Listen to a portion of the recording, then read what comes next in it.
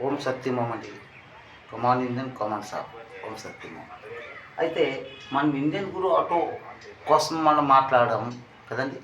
ఇప్పుడు హోం సత్యం హోం కోసం మనం మాట్లాడాలి మనసుతో. ఆ హోం సత్యం అంటే దానికి అర్థమేంటి? కలియుగంలో ఓఎంఏ మనము చూసాము. ఓ అంటే వరడు, ఎం అంటే మాకాలి. ఇది ఓఎంఎం అనమాట. సత్యయుగంలో వచ్చాం కాబట్టి ఓఎంఎం. ఓ అంటే వరల్డ్, 2 ఎంలు అంటే మీ అమ్మగారు మా అమ్మగారు ఆ ఓఎంఎంలోనే ఉన్నారు.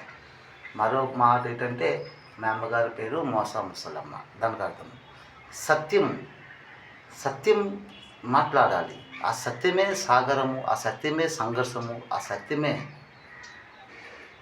సత్యంలోనే నువ్వు నేను మనం అందరం ఉన్నాము. ఆ సత్యమే నీకు ఆ యొక్క ఆనందలోకి పరలోక స్వర్గలోకం లోపలికి తీసుకున్నారండి. ఇది సత్యం. తర్వాత హెచ్ఓఎంఈ హోమ్ ఉంది.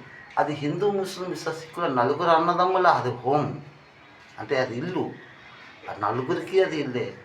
అంటే మన మనుషులము మనం చనిపోయిన తర్వాత ఆ హోమ్లోకి వెళ్ళాలి. మరో మాట ఏంటంటే మనం ఇంట్లో హోమ్ చేస్తాము. శాంతిగా చేయాలండి హోమ్. శంకరుడు హోమ్ కదండి. ఆ హోమ్లోకి అమ్మ కనిపించమ్మా.